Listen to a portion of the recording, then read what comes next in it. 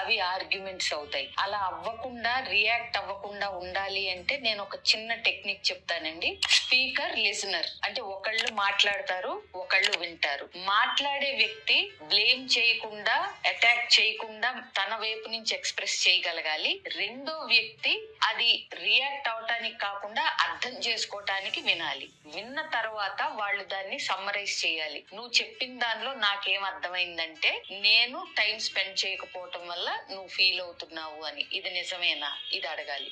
Then మళ్ళీ next listener గా ఉన్న వ్యక్తి మాట్లాడతారు, తర్వాత స్పీకర్ గా ఉన్న వ్యక్తి వింటారు. ఇలా రియాక్ట్ అవ్వకుండా వింటున్నప్పుడు మిస్అండర్స్టాండింగ్స్ తగ్గుతాయి, క్లారిటీ పెరుగుతూ వస్తుంది. ఈ 4 గుర్తుపెట్టుకోండి. ఒకళ్ళు మాట్లాడాలి, ఒకళ్ళు వినాలి, మధ్యలో ఇంటరప్ట్ చేయకూడదు, తర్వాత రోల్స్ స్విచ్ చేసుకోవాలి, అంటే మారాలి. ఇలా చేయగలిగితే ఎప్పుడైనా సరే కమ్యూనికేషన్ లో క్లారిటీ పెరిగి, అజంప్షన్స్ తగ్గి, ఇద్దరి మధ్య ఆర్గ్యుమెంట్స్ తగ్గే అవకాశం చాలా ఉందని మీరు ప్రయత్నించి చూడండి. Thank you.